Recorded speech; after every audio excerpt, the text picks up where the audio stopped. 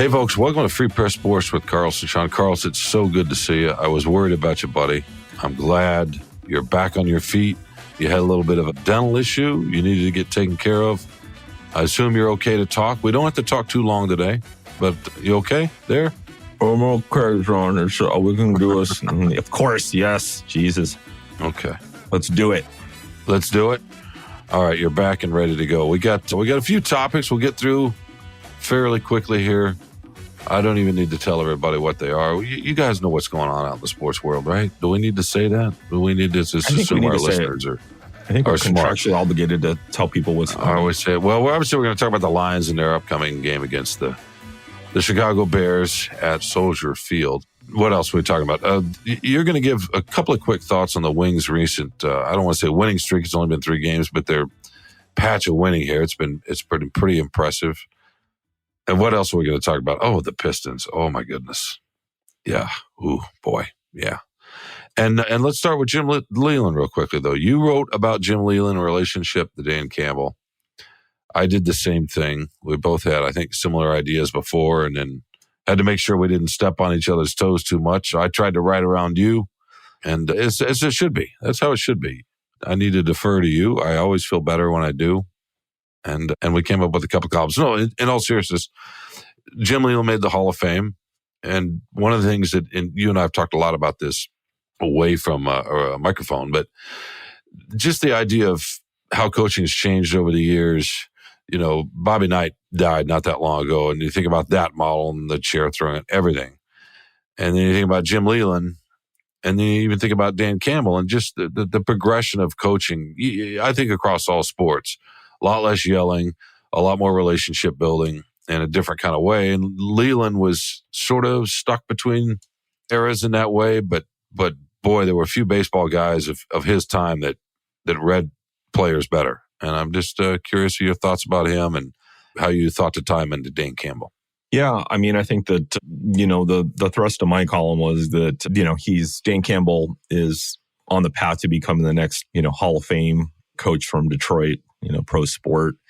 Technically, Buddy Parker will probably precede him. The guy, won 2 NFL titles with the Lions in the 50s. He's coming up for a vote. But I mean, of the people that we have now and, in the recent, few decades, Campbell definitely has. He's going to be the first guy since Buddy Parker, first Lions coach since Buddy Parker, to get a second job, a head coach job in the NFL, because this has been where coaching careers have gone to die, which makes it more impressive because, the Tigers had Sparky Anderson, right? I mean, you had some really, some greatness ahead of Leyland, but the Lions just haven't seen greatness in anybody's lifetime. Very few people are still alive who remember Buddy Parker or George Wilson after that. Yeah, I think Campbell has that shared quality of relating to people, all people, coaches, players, media. He's still quite a bit younger than Leyland was when Leyland took over the job, and it was Leyland's, third he looks job. quite a bit. He looks quite a bit younger.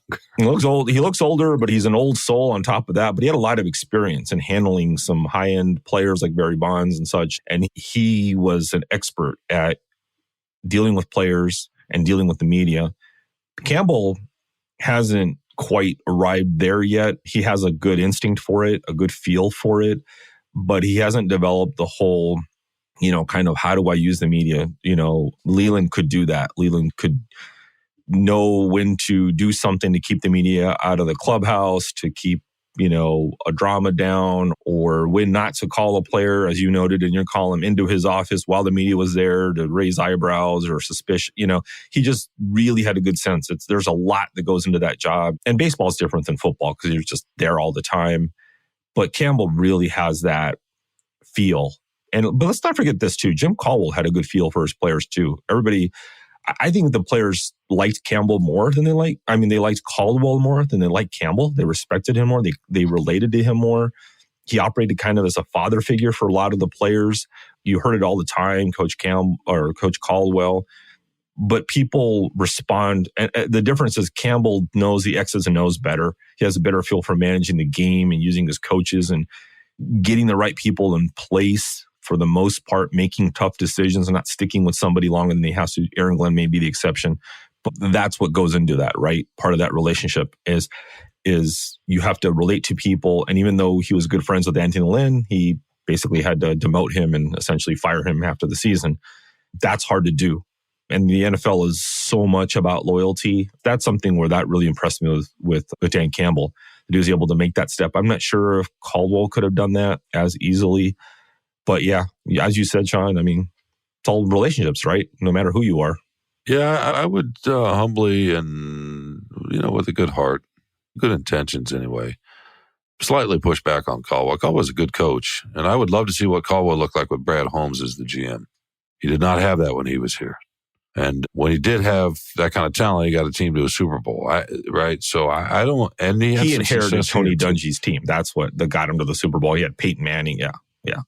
Yeah, no, you had talent like any coach. Like Jim Leyland himself says, you can't run a mule at the Kentucky Derby. And no matter how good you are, you're not going to win. I think Caldwell was a pretty good coach who won here, right? Got to the playoffs, twice? Mm-hmm. I want to say. 9 and 7. And what was still a somewhat dysfunctional organization. I don't know. I don't know about Caldwell. I know we're not going to sit here and relitigate all that. He hasn't gotten another job for a reason, though, Well, you mean a third job? Another job, yeah. Third job. Yeah. I mean, maybe, but sometimes good coaches don't get another chance, right? So that happens too.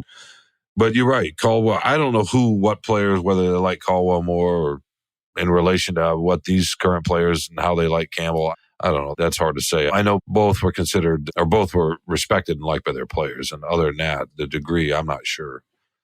But I'm with you on Leyland and all the little tricks, not even tricks, just here's the thing. And we'll wrap this up with this. And if you have any more thoughts, but they both said what they think, right? And they knew when to say what. They both know when to say what and where. Your point about not bringing a player in when the clubhouse was open to the media because he didn't want to shut the door and start all that speculation. But yeah, that's what you hear over and over from the guys that played for Leland, some of the guys that played for Campbell. Mark Brunell said it yesterday. He says what he thinks. He's a straight shooter, and that he was like that as a player, and other players liked being around him. Brunell was talking about yesterday. When he played, he just had that thing, and it's carried over to his coaching. And I thought it was interesting that Brunell had no problem at all, totally making fun of him, because there's some folks out there that, how it is. You see people in your life, Carlos. It's not easy to get poked at, but it's essential to learn how to laugh at yourself and do that. And for Brunell to be so free to do that tells you that clearly Campbell can laugh at himself, or he wouldn't do that. I thought that was interesting. Well, there's been a culture of that, when Holmes and Campbell wearing those T-shirts of each other and stuff. Yeah. And, they've kind of poked fun at each other about, when Dave Phipp comes and talks and he has a story, and then Ben Johnson might come and say, well, I guess, they're storytelling and I'm not a good storyteller. So they always, there's a good culture about that with the coaches, that they're not, most of them, I think, are not very uptight. So yeah, it says a lot about the kind of relationships and how secure people feel with each other. That makes for a good workplace. It does. I mean, Brunell's up there at the podium talking about, he's saying all these nice things. He's like, yeah, but he still can't catch. Yeah. Right. Like he couldn't catch. Brunell, by the way, is a grade A hoop talker. He is aware of he'd be a fun head coach because he's just aware of everything. He makes comments to people. He texts people. He's always in it. By the way, one of the first things when he was describing Campbell as a player and I was a coach, before he said sound familiar, he was describing the traits. He said, passionate, whatever. He said, but smart. That was one of the first things he said. And you and I have talked about this a lot with Campbell, about how he presents and so forth. And at some point, I think that might be the first word that associated with him. Maybe you get past the kneecaps thing. But in any case, I've noticed one thing about Campbell. I don't know if you've noticed this as much, but I've noticed that in road games, we tend to see, like, if they're in New Orleans or wherever, and they're different in an opposing out-of-town city, whatever, in a stadium. I noticed some of the other writers from the home team kind of sneak into the press conference a little bit to check Campbell out. Not necessarily the beat person because they've got to go cover their team, but there's a curiosity about Campbell. I think people are interested to see what he's like throughout that process, because you're right, because the image, the whatever persona kind of belies like who he is and how smart he is and all that. So just a little thing I've noticed, like people, there's kind of a little bit of like intrigue with him. Sorry. No worries. All right, we're trying to get through here. We got to get you some rest. Got a lot of. I got a warm blanket, some tea with honey. Yeah. Okay. Good.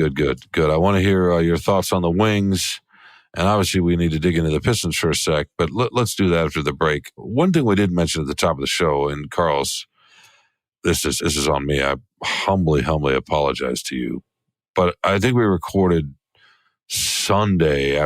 You were still in New Orleans, and I'd come back from Indianapolis. I'm like, oh yeah, what other event is out there? Oh, the Michigan football made the college football playoff, and they're about to play Alabama. Jim Harbaugh, Nick Saban. Yeah, so there's that. And it feels like it's been 2 weeks since that happened. We don't need, I know, and it's only been, oh my God, right? And it hasn't been that long. It hasn't been that long, but we don't need to deep dive. We can do that later. Maybe we can get some people on here that are, actually know all the X's and O's. No, we know X's and O's are boring. Just your quick impressions of the marquee, Harbaugh, Saban, the Alabama, Michigan.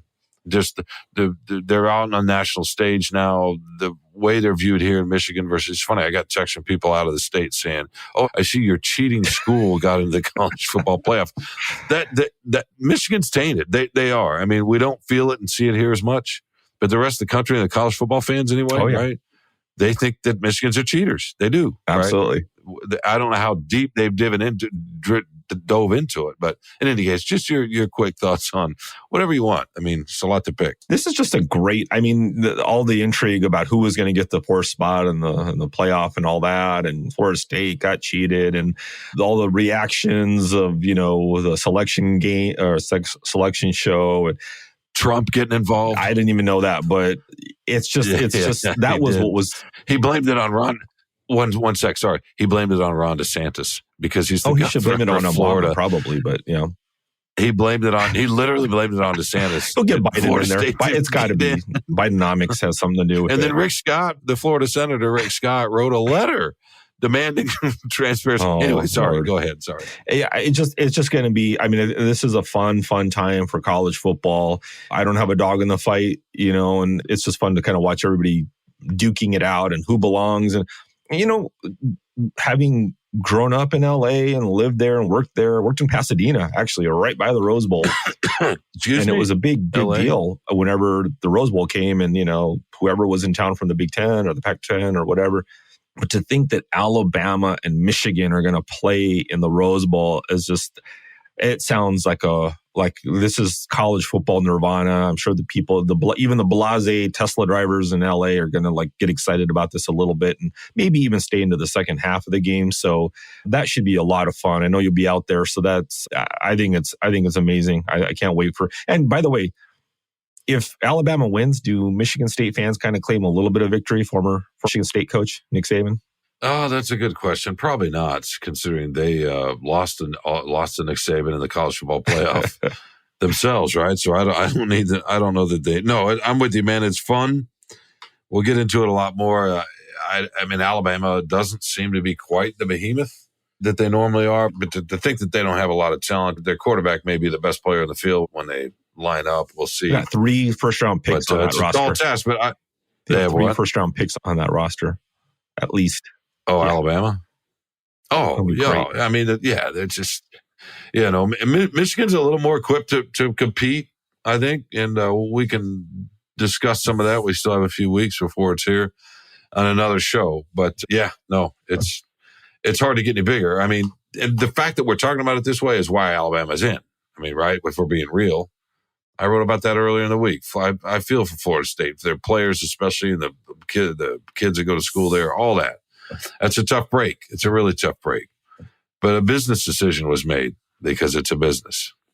And now we get Alabama, Michigan. Is it fair? Probably not. But it's not like we haven't known this is how college football has operated for a long time. We don't need to go down that road. We can. That's a column, Shawn Windsor column in the making. I actually wrote that. You were probably still in ether or laughing gas or something. Oh, you're going to write about it again. Come on. I don't know that I need to write about that again. In any case, all right, my man, let's take a quick break. And when we come back, we will talk about your Pistons, your Wings, the winter sports, and, see what you can come up with, all right? Sounds good. Yeah. So good? All right, we'll be right back with more Free Press Sports with Carlos and Shawn. Welcome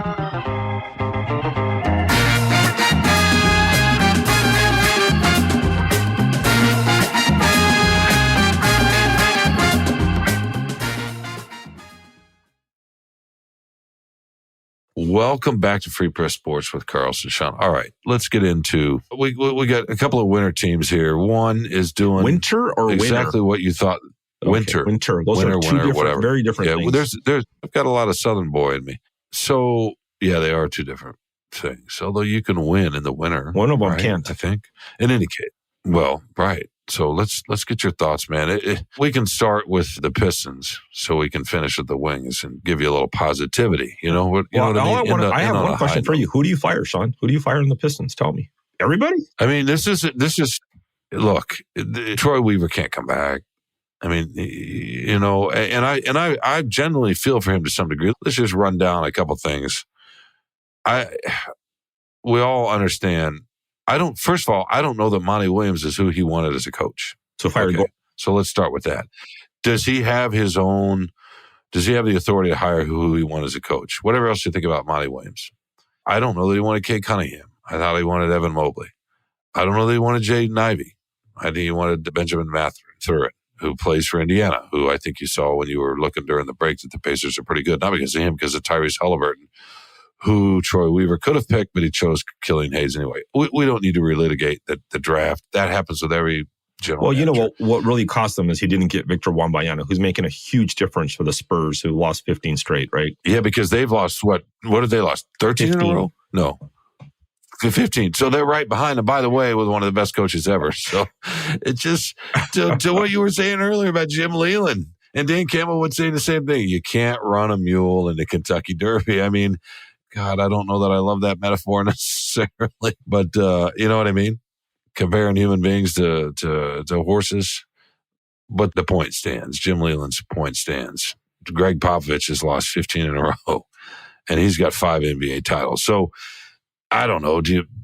Monty Williams is not connecting with this group, and he's not playing Jaden Ivey enough. And he admitted that last night after they lost to the Memphis Grizzlies, their 18th in a row, after they led after 3 quarters and ended up losing by 14 or 15. Same issues in the fourth quarter, turning the ball over, can't make shots. He can't figure out the rotations. And he deserves some blame for this, and he's taken it, to credit to him. He says, hey, I've not been able to get them to compete and to fight. That's one thing. The other thing is, but what about Weaver, Carlos? I mean, what do you do? Can you bring him back if there's no miracle turnaround here the rest of the season? And by miracle, I mean playing, on a 30-game win pace the rest of the way.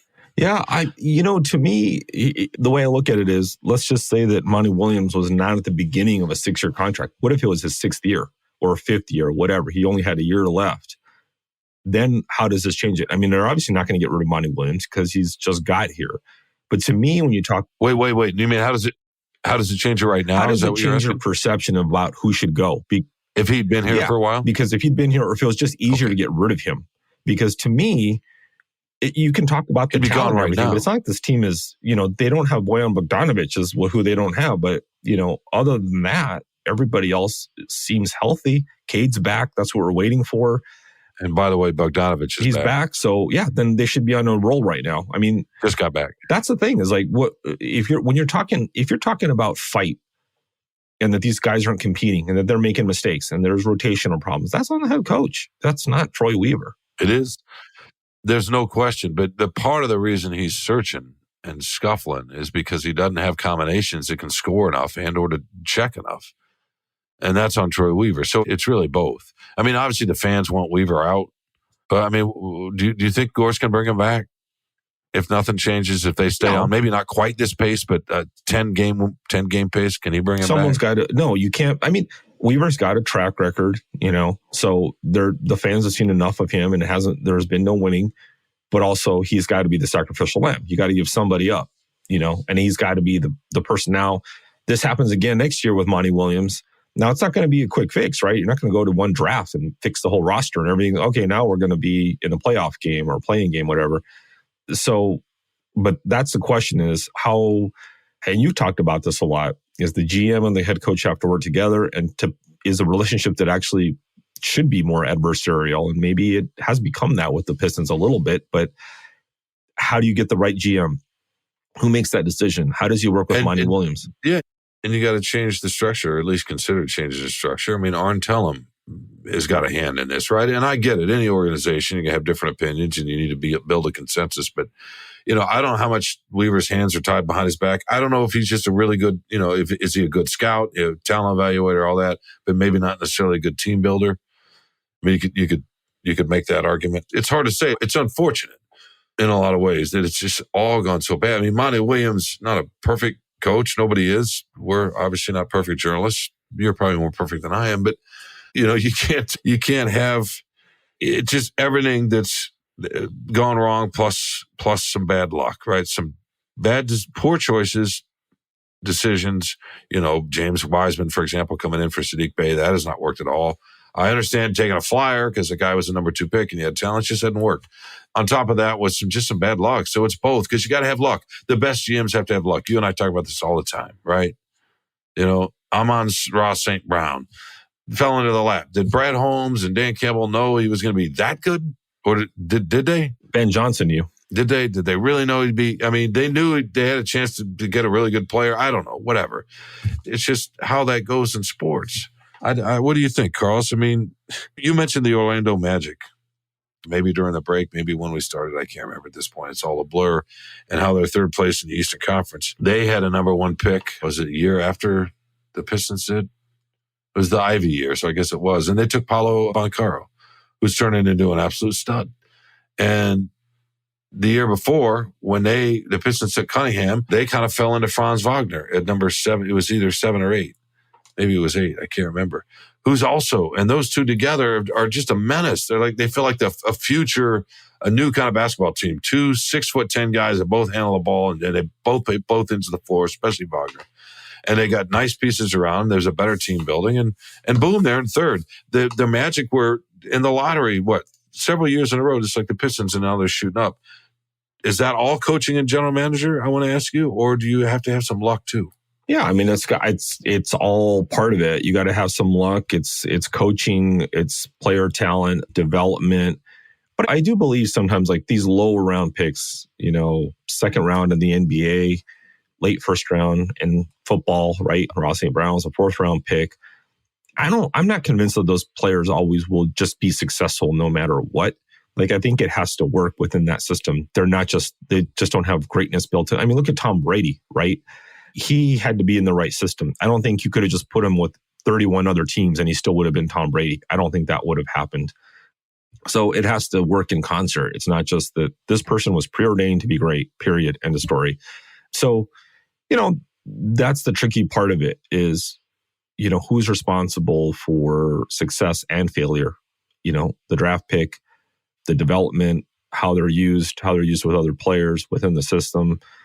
It's just not, something's got to change with this team. I mean, right now, right? Wouldn't you think the die is cast? Like right now, Tom Gores knows somebody's got to go, and it's probably going to be Weaver. Absolutely. It's too late to save his job. And Monty Williams is probably going to get talked too about this, Oh, no, I would imagine. And what's going to be interesting is, and they released, there was sources talked to, I think, Omari Sankofa a few days ago from the front office saying that, they're not ready to panic yet. They want to give the young guys a little more time to gel now that Bogdanovich is back. By the way, when you say we're not ready to panic yet, you're panicking. Yeah, and when you're thinking about it, you're already panicking. What are they, 2-19? I think they're 2-19, right? Because they've lost 18 in a row, and that started when they were 2-1. That's amazing. They were 2-1. Yeah. How 75% winning percentage? Yeah, 750.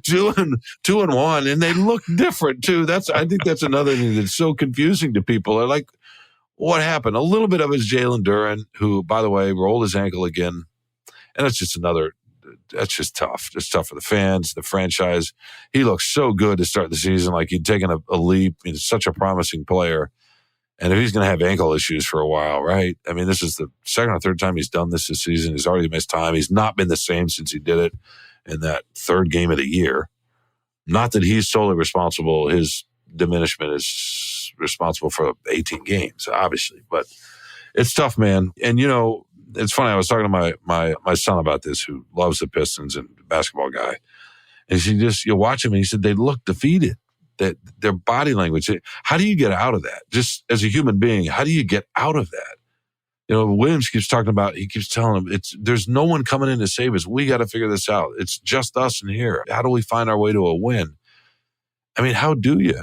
Because the longer it goes, the more embarrassed you feel, the more shame, the less confidence. Not that you're confident anyway, but you know what I mean? But the thing that doesn't make sense is, break that? How are you holding these leads? You're winning, you're leading into going into the fourth quarter, and then it falls apart. I mean, we've all been on, people who played sports, you've been on teams that weren't good and you just got your teeth kicked and you were never in the game. That's different. But when you're in the game, you can't close it out. You can't close it out against a inferior or not a great team, right? You feel, you're not playing, a great team on the other side. You have a chance and you're winning the game. You have a chance and it just falls apart. I mean, that's in a way worse because you failed. You let an opportunity slip by. When you're just never in the fight, it's just, hey, we're outmatched here. You're just outmatched. And it feels bad. No, for course, sure. But I just don't know. I don't know how they don't. Yeah, but they've done both though, Carlos, right? I mean, the last couple of games, they've been in the games. And that's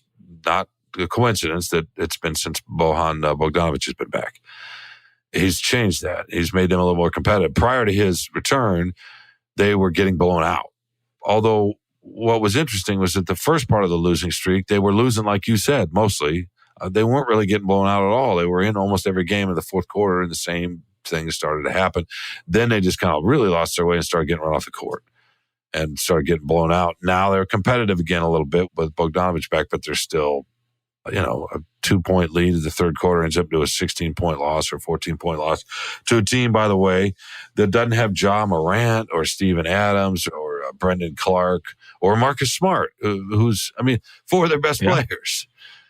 And it's just, Desmond Bane's probably their second best player, third best player, and he had 49 or whatever it was. But the headline should have been the Pistons lose to the Grizzlies bench, Yeah, except for Bane, who's one of their stars. But yeah, I don't know how you get out of it. I mean, just as a human being, what do you do? Let me ask you this. What do you do do you ever have moments where you didn't do the laundry or you didn't feel like cleaning the kitchen before you went to bed or you've got expenses for work or maybe not bills because that'll get you in the way, but just something piles up on your desk and you don't get to it. And then you feel bad the next day and then something else comes up and you don't get to it. And all of a sudden several days go by and you need to get to it and stuff keeps happening. And then you start hating yourself and then, it takes a minute. And then finally you go do it and you're like, oh God, why didn't I do that to begin with? You can breathe. But how do you do that? What's the impetus to get you? Surely you've experienced that in your life. What's the impetus to kind of get you back, psychologically? I think that one of the things you can do is make your focus narrow and work on something you can accomplish. Get a quick win. Get something that you feel is going to help you get some forward momentum. And I think that's the thing with coaching too is, and I don't know if Monty Williams is doing this, but hey, we're going to work on whatever it is, transition. We're going to work on, our defensive rebounding. We're going to work on, pick something to focus on and make sure you're doing that well. Whatever it is. Doesn't have to be the biggest issue that you're having, but something, let's focus on this instead of trying to fix everything, instead of trying to, boil the ocean is what people say sometimes when you try to fix everything all at once. That's too much. It's overwhelming. And that's what leads to entropy is people just think this is too much. I don't know where to start. I don't know how to begin. I don't know. Get something, do something small, get a win, get some momentum. That helps you get going. I mean, we deal with this in writing all the time. We're coming up with ideas for what we're writing and it's a lot. It's a big subject. It's a big story, whatever it is. And there's a lot of stuff. And how do you get going? Well, let me transcribe something. Let me look this up. Let me get a note on this. Let me do some research on this. Let me write the introduction. Let me write something, come up with an outline, a more detailed outline, whatever it is. You got to work at it and chip away at it. That's the only way, the whole, how do you eat an elephant, right? One bite at a time. You got to start small. I wonder what elephant would taste like. That's not really a pleasant thought, is it? I bet you know people who've eaten elephant. You and your fancy, chef friends. Why would that be? Why would that ever be considered fancy? That would be considered like, oh my God! Did you ever see the movie The Freshman, where Marlon Brando kind of plays a character that's sort of poking fun at his old Godfather character? Matthew Broderick is a college student at NYU, and Brando and his people are running a supper club where they serve endangered species. Yeah. It made me think of that. Yeah, there's a great scene in there where they're talking about the kind of people that would come to dine and spend $100,000 a plate to eat the last of something. And in the movie they describe them as Euro trash. This is an older movie. It's how that kind of thing. But it just made me think of that. You mentioned the elephant and the fancy chef people. No. That's not my scene, man. I'm good just eating a breakfast burrito. But yeah. How do you get out of it? You've actually been a coach. How do you get your kids out of something when you're coaching them and nothing's going right? Oh, that's a good question. I mean, sometimes it just depends. Because when you're losing like that, that means you're not going to have many chances to win a game because you're usually just outmanned or outmatched, right? Out-talented, whatever. So I can remember the practice just over and over, and you can't do this at the pro level, but I'd take the team to a movie. I'd cook for them, whatever, have them over for burgers or something, and just try to get them together. I can remember if we were on the road at a tournament, gathering them at a pizza joint or whatever. And I know they try to do that kind of stuff at the NBA level. They do. Because that stuff can help. But so that's how I just try to build, because I always felt like when that kind of losing starts, you fold into yourself. And so the bonds and I don't think they've turned against each other, the Pistons necessarily, but what connects you starts to snap a little bit, not out of spite or maliciousness or pettiness or anything like that, but just out of, it's hard to lose like that. And you retreat a little bit because it's embarrassing. And so what I would try to do is get people out of their skin a little bit and just get them together. And I'm sure that's what Monty Williams is doing to some degree, right? Remind them, hey, we're the ones that can fix this. He talked about that last night, Williams did. And I would try to do that and then hope that you get a team where you can actually beat physically, that you're not just overwhelmed by, right? Because no amount of all that stuff is going to help if you're just that far out talented. Right. Yeah. And it's not looking good for them in their next few games coming up. So no. This could get to the NBA record's 26 in a row, 27 in a row, 28 in a row. It's somewhere in there. That's out there. That's feasible. And I'm sorry, we're going to end up talking about the Wings a lot less here, but in a weird way, the Pistons are the bigger story. As the winter goes on, the Wings will be, because they're going to get back into the playoffs, and that's going to be the story.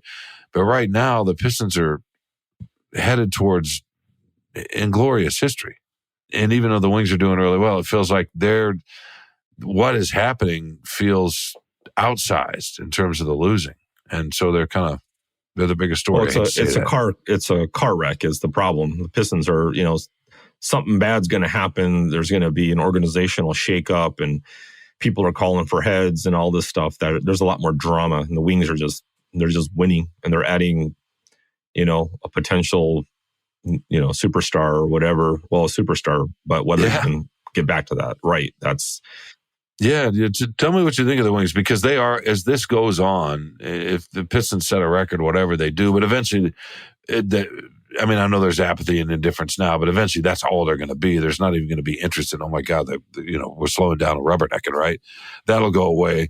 The Wings keep doing this, they're going to be the story, and they should be the story. What are your thoughts on? Did you see this coming?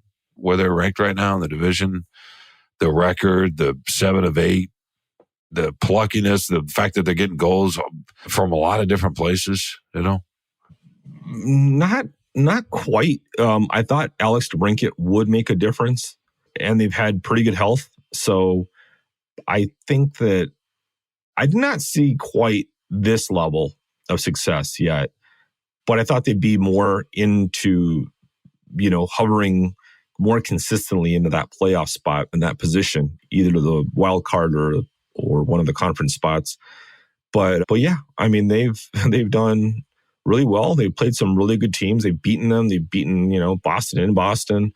It's coming together. And, Derek Lalonde, I mean, he definitely has you could see it last year with his system of being, responsible and careful with the puck on both sides and playing defense as well as offense. And the goaltending's better. That's another thing that they've gotten. Alex Lyon and, Ville Husso. Husso was probably overworked last year. So they got, Lyon, and he's been good. So, solid goaltending and a better power play. It takes a little while. This is, a second year of a regime. So it takes of a coach. So it takes a little bit of time. But yeah, I did not see, you probably saw this coming all along, didn't you, Shawn? No, I'm not a prognosticator.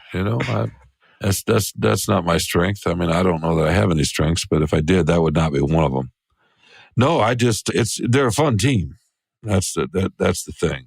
And they got a little bit of toughness to them. I know defensively they're not where they will be at some point, but I like the way they move the puck around. I mean, obviously they got, like you said, some solid goaltending.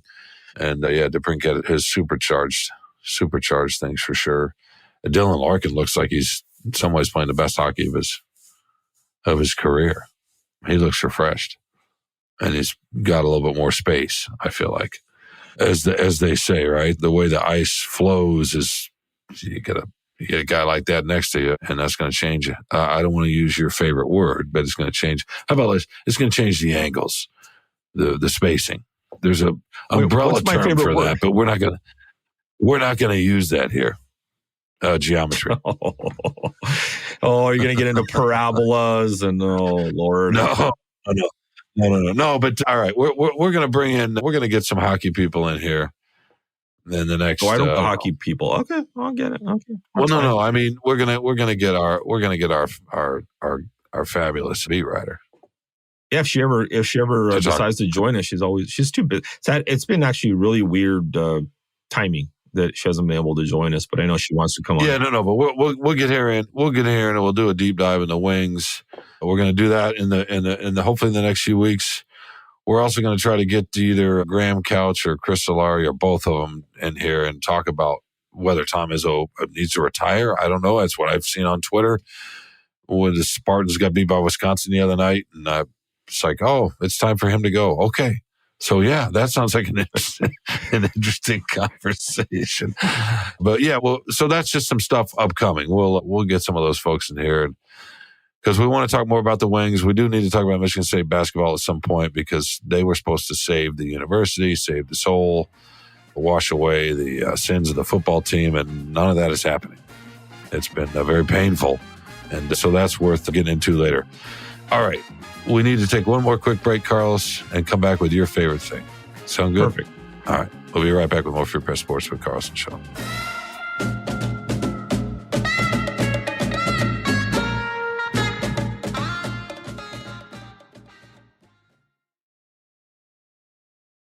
Welcome back to Free Press Sports with Carlos and Shawn. It's that time of the show, Carlos. I want to know what moved you, what tickled you, what filled you full of joy, contentment. What's your favorite thing? That's a lot of squirming. I got moved and tickled. Yeah. So this was tickled your soul. That was so I was in New Orleans for the Lions game. And after the game, Dave Burkett and I are there and we walk back from the Superdome. It's only about less than a mile to our hotel. We're like, all right, there's a nice, decent restaurant inside the hotel in the French Quarter. And we just go there and just, have a little bite to eat.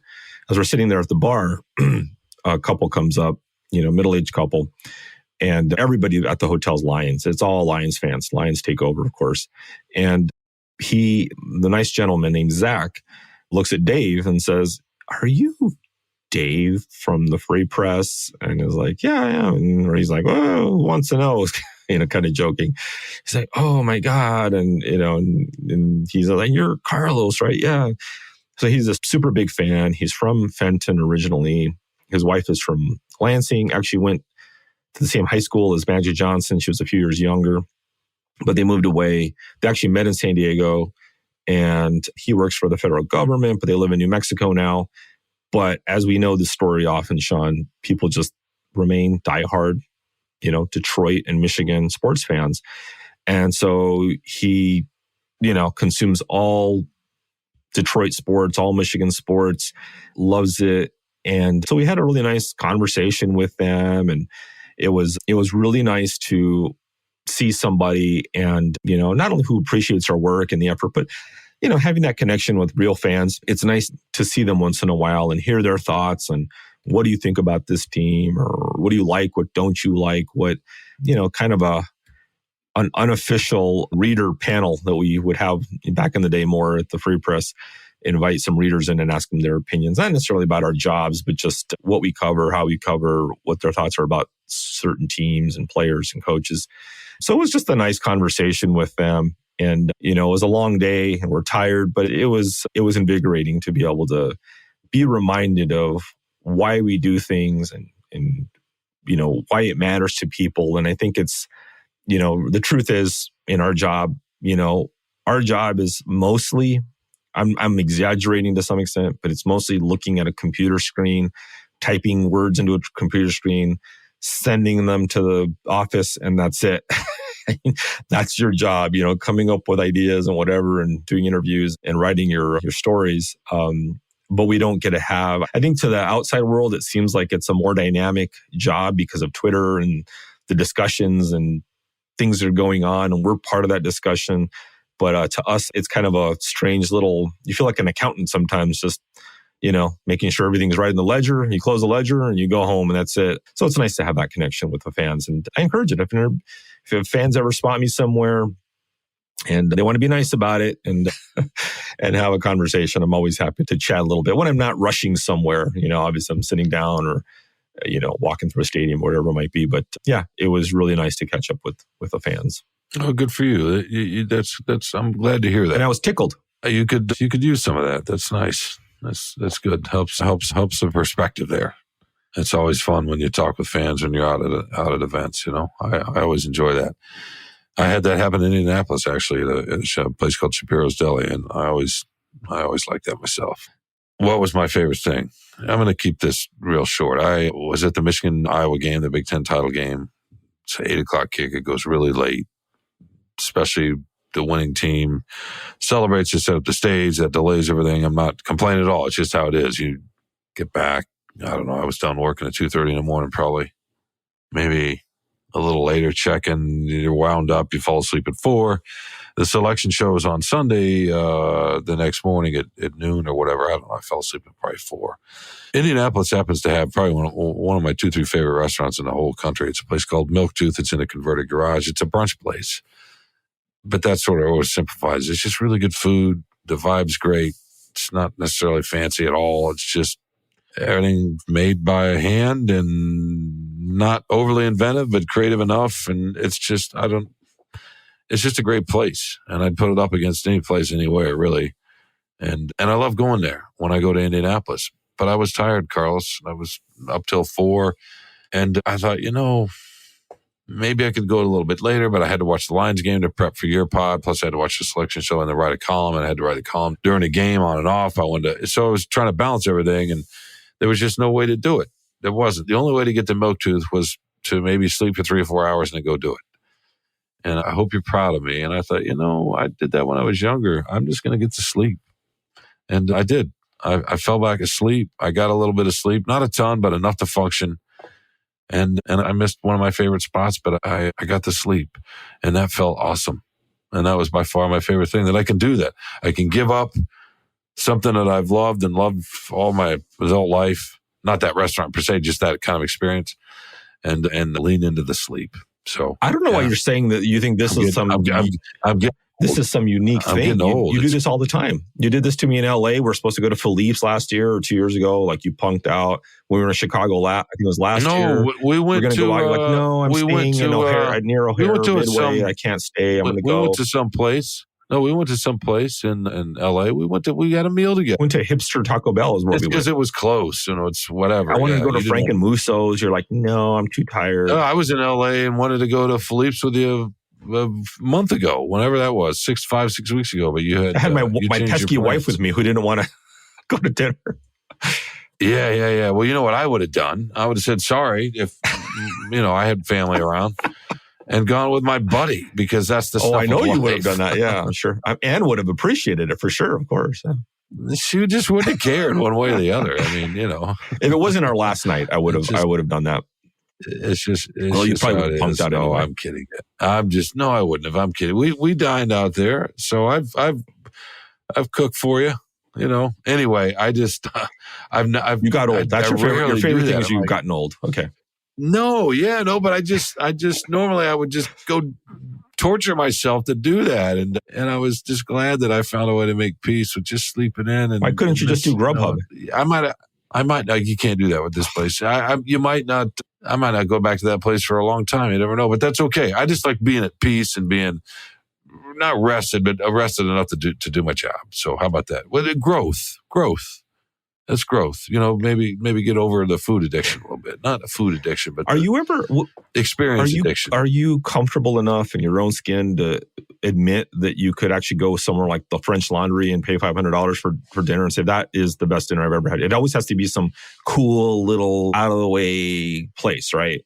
Could you ever say you love? No, this isn't an out of the way place. It's a converted garage. It's right off.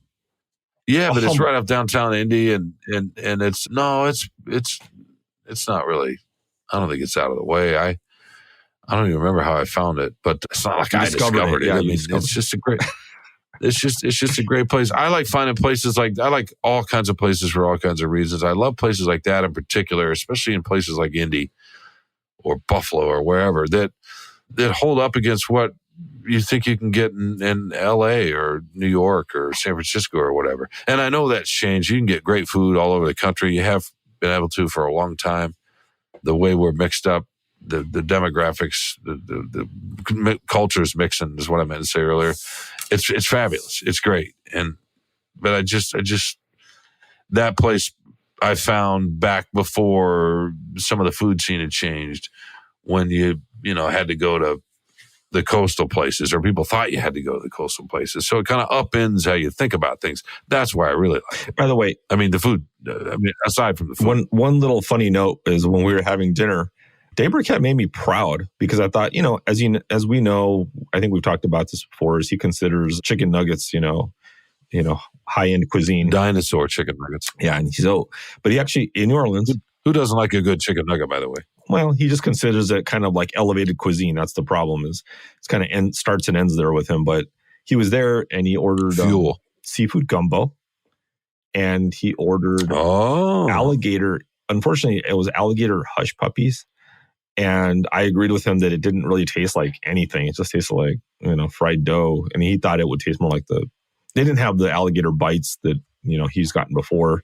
I've had those too. Those are pretty good. But yeah, it was interesting. It was good to watch him eat some like grown-up food and, for a change. Good. We're converting, Shawn, slowly but surely. We are. Yeah, I'm not really in the conversion business, but I'll support you because you're the boss, and I'll follow you. That's just how it goes. It's how it has to be. Yeah. No. We can try. We can try. All right, my man. I liked your favorite thing. Thanks for hanging out and doing this. I know you're probably still a little discomfort there. I hope you're feeling better soon. And all the way back. And I look forward to seeing you. I wish you were going to be in Chicago, but we did get one road trip together, so that's good. I'm ready for a rest. New Orleans was long enough. Maybe if the Lions make a run, we'll be out on the road together. We can go share a meal. We can always do that here too. We don't have to go to another state to do that. That's true. Absolutely. In any case, who do we need to thank? We need to thank our intrepid producer who ditched us last week, but he's back for more until he figures out a way to shake us again. Robin Chan. Executive producers, Kirkland Crawford and Anjanette Delgado.